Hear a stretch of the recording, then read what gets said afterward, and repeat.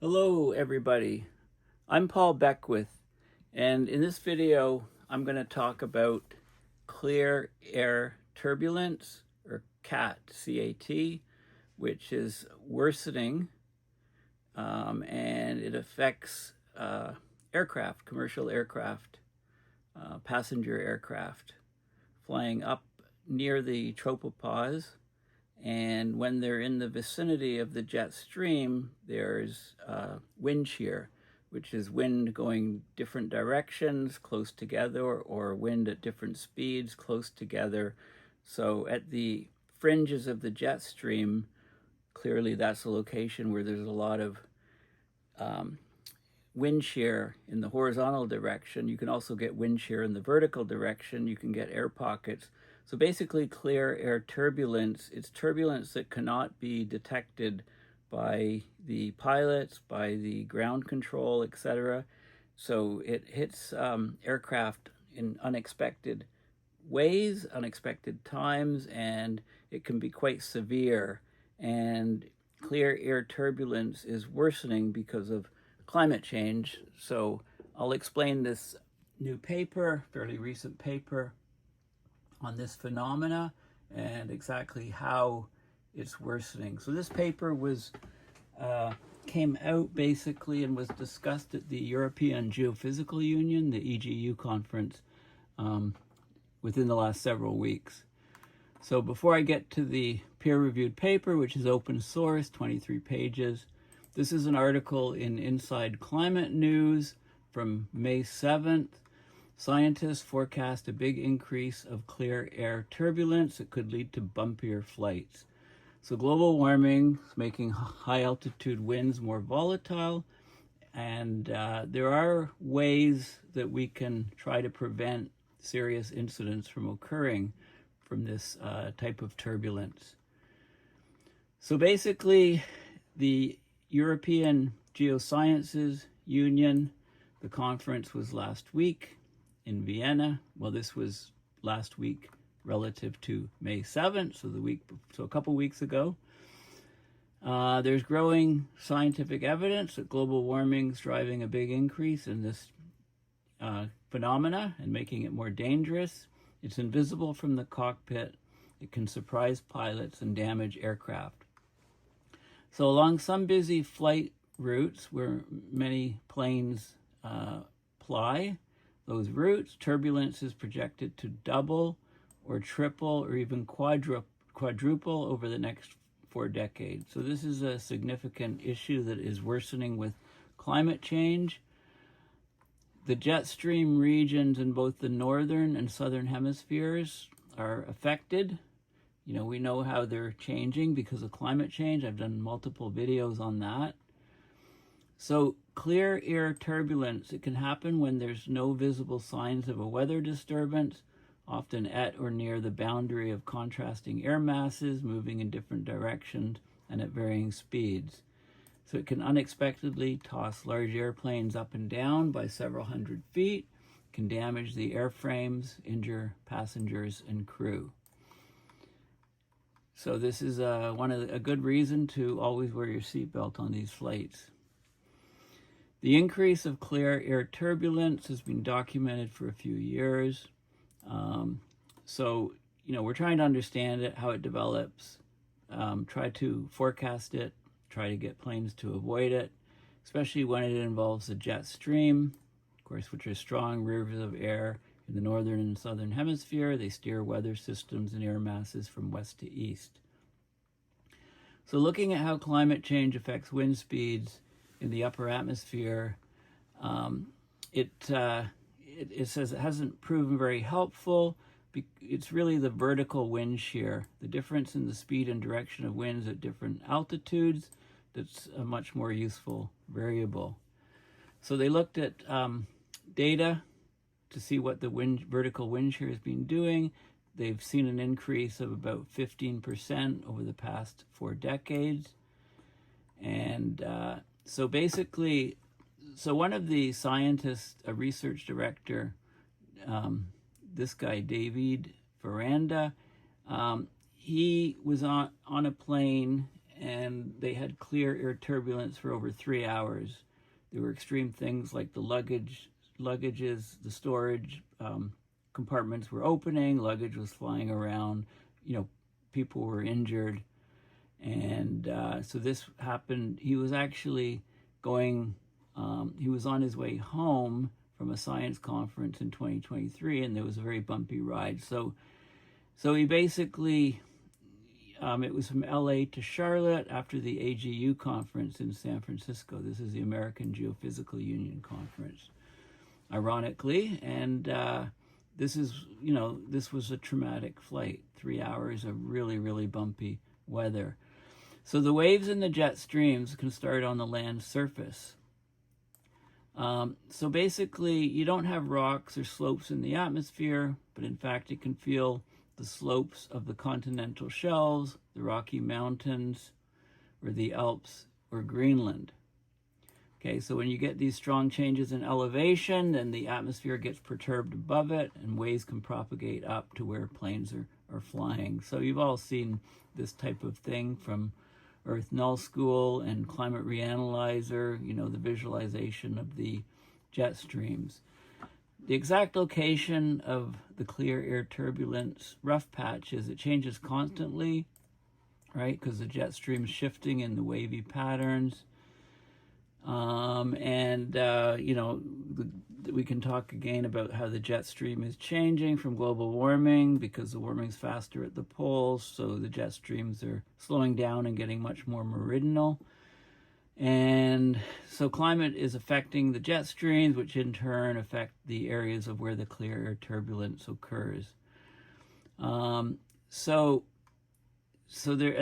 a lot of examples of some planes that have been severely affected by it. The data shows there's been a 55% increase in severe air turbulence since the 1970s. Okay, so that's what their data is showing. And you can get different reasons for the added turbulence, water vapor feedbacks, as this is convective uplift, moist hot air steams off the tropical oceans and rises. So there's a heat bulge at the equatorial regions, increases the temperature gradient in some areas near the busiest flight paths. Okay, now the flight paths are chosen as a way to optimize flying, to reduce fuel, etc., shortest distances, and those need to be need to be modified, taking into account this increase of turbulence. So this is 1980 to 2020, 55% increase in the probability of experiencing clear air turbulence. Vertical wind shear could increase 29% by 2100, 17% if global emissions were halved by mid-century and keep dropping. So it's going to increase. It's just how large is the increase going to be? So there's going to be a lot more turbulence. So we'll have to figure out ways of dealing with it. Okay. So very interesting article. And Wikipedia has an excellent description of clear air turbulence. CAT, clear air turbulence. So there's no visual clues, like there's no clouds, there's nothing that the pilot can see or the ground controllers can see. The area most susceptible to clear air turbulence is the high troposphere, around 7,000 to 12,000 meters, so up near the jet streams, where the troposphere meets the stratosphere, the tropopause. It's most common in the regions of the jet streams, and we know where the jet streams are going, so we really need to start planning to avoid that. At lower altitudes, it can occur near mountain ranges. Cirrus clouds can indicate a high probability of clear air turbulence. There's been papers showing how, transatlantic wintertime CAT increasing by 60%, light turbulence, 95% moderate, and 150% severe by the time of CO2 doubling. And you just can't see it with the naked eye. You can't see it with conventional radar. It's very difficult to detect. So how do we avoid it? It can be remotely detected with instruments that measure turbulence, so optical techniques, Doppler lidars, interferometers, some different methods. That's remote detection, but we don't have that capability, and the resolution is not enough to give you good information to one aircraft saying you're coming up to clear air turbulence. Okay, so it's quite a good description of what it is, and it gives some examples of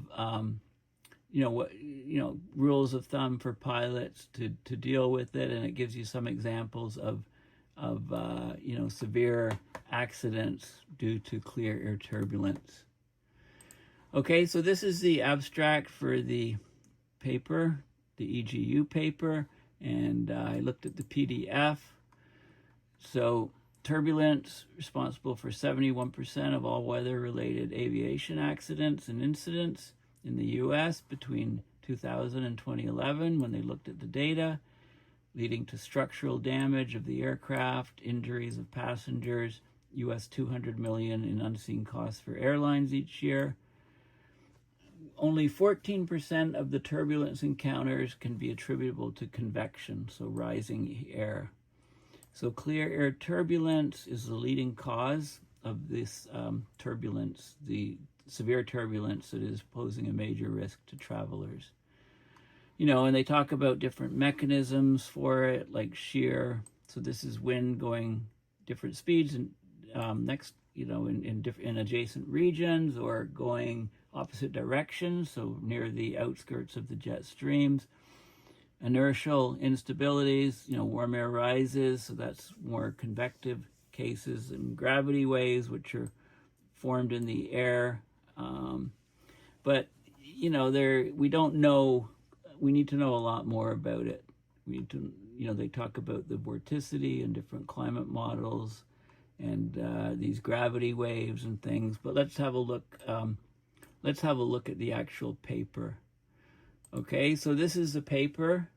And before I do that, it mentions a couple incidents. So this is an incident, the Royal Aeronautical Society, looking at an article, "Are turbulence-related incidents on the rise? Fasten your seatbelts." So this is a recent article. It talks specifically about a Boeing 777 on May 21st of last year. It was going from London to Singapore. It met severe air turbulence over Myanmar. Many passengers were injured. There was a range of critical, severe, and minor injuries. There was one fatality. Somebody died of a heart attack, I believe. Okay, so this is some details about this flight. It says flight level 370. This is jargon for 37,000 feet of altitude. It was during or shortly after breakfast service, so probably lots of people without seatbelts. 211 passengers, 18 crew, and it encountered this cat. One person died of a heart attack. 7 were critically injured. 20 passengers had serious injuries. Injuries about 100, in the region of about 100 people. So about almost half the people on the plane were injured. They talk about an event from 1977. Bigger plane, 374 passengers, 19 crew. It was at 31,000 feet. They measured the acceleration on the plane. One of the many passengers who did not have their seatbelt fastened suffered fatal injuries, 18 serious injuries, 161 minor injuries, okay? And then there's other examples of clear air turbulence. So if you read these and you're doing any flying, you want to make sure that you have your seatbelt on for sure. Flight level 370, FL 370, 37,000 feet. above sea level. Okay, so going back to the paper. So basically, they tried to look at, tried to look in this paper at incidents of clear air turbulence, what might be causing it, and things that, ways we can detect it, and with instrumentation, but not from the plane and not real-time data, and what, pilots can do. Maybe flight routes need to be changed, maybe altitudes need to be changed. Okay, so turbulence can be of various types: clear air turbulence, thermals. Thermal is just convective uplift mostly. Mountain waves, so the air moving over mountains can go in a wave and cause turbulence. Also wake turbulence, one plane following too closely to another plane. But clear air turbulence has recently been attracting attention, not only from the aviation community, but also from the general public, and certainly to scientists who are looking at turbulence. And they talk about this May 21st, 2024, clear air turbulence over Burma, the Singapore Airlines flight. There's a Lufthansa flight in the US, 2023, right? There's other examples of flights here. So let's have a look at basically the gist of what's going on. Okay, so this of course is showing the polar jet streams and the subtropical jet stream, both in the northern hemisphere and southern hemisphere. This is showing you, this is basically the Hadley cell, the Ferrel cell, the polar cell, right? Hot air rises up here, and then it spreads and descends, and you've got the Hadley cell. The air is coming down here, so it's dragged down here into a Ferrel cell, and then the polar air. So you get the subtropical jet stream in this location and the polar jet stream in this location. This is showing this is a vertical cross section of the polar jet stream. Okay, so you can see the tropopause here, tropopause coming down here. And in this area here, you get the clear air turbulence. So this is where you have basically the jet streams in this area.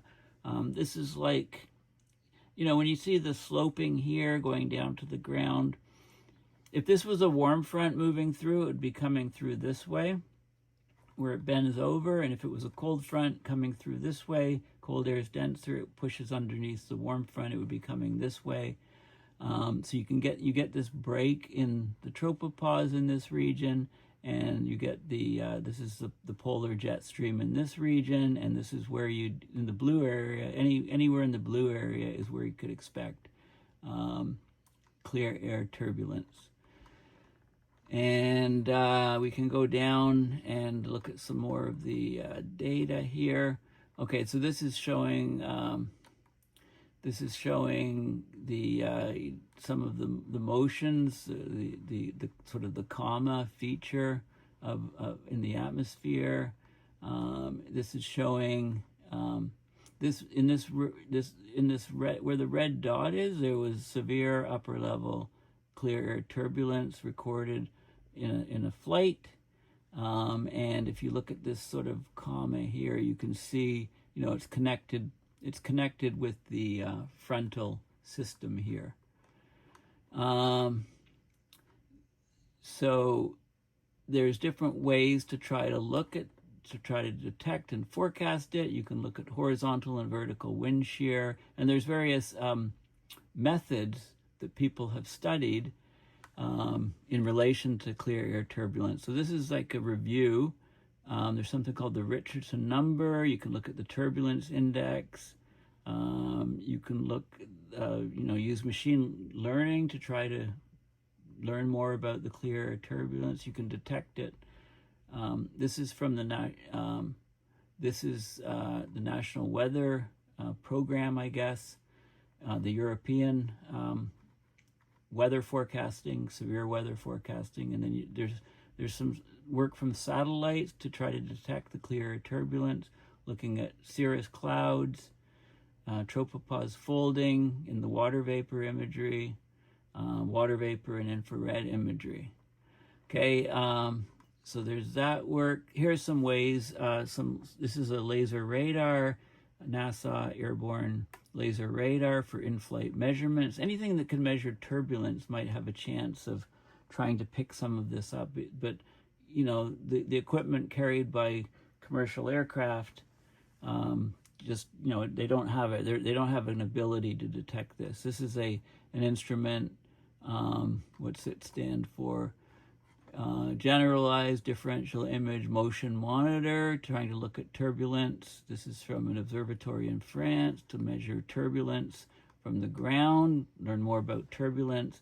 And then this is an interesting, this is called the tropospheric Doppler radar wind profiler. It's got all these towers here, you know, interesting, probably interesting to learn more about this. It's a Doppler radar, so it can measure the velocity of wind in like towards this site and away from this site, depending on the frequency shifts. This is at Kennedy Space Center.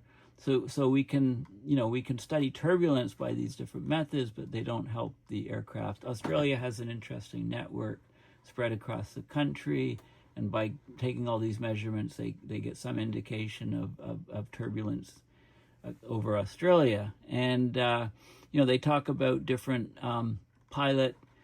different sort of things. This is some of the technology and operational support to try to, you know, do profiles through the troposphere, on board alert systems, laser radars, to perhaps get a view of it. You know, there's different ideas to try to make the planes safer, but we're not there yet. This is a weather map.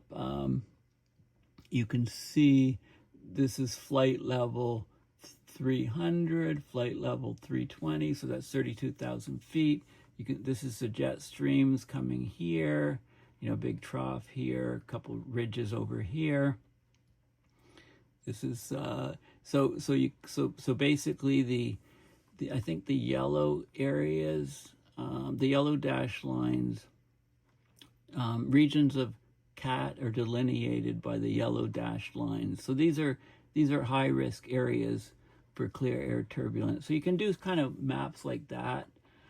I mean, ground segment data, but you know, when a plane takes off, I mean, you get these forecasts, right? You need to know, like, you need to look at the forecast all along the route of where the plane is going, basically. So we're not there yet. Clear air turbulence poses a serious issues for aviation, causing discomfort, injuries, and problems, may have serious effects at an operational level, may negatively impact the safety and efficiency of aviation operations, right? It's made the news a number of times in recent years. It's hard to see. You can't see it. Pilots can't see it. It's hard to see with the naked eye or standard weather radar. So, you know, there's different types of devices that scientists are working at developing that would be portable and that could go in planes to allow them to detect it. But in the meantime, if you do any flying, you probably noticed that on many flights now, these seatbelt signs never go off. They want to err on the side of caution.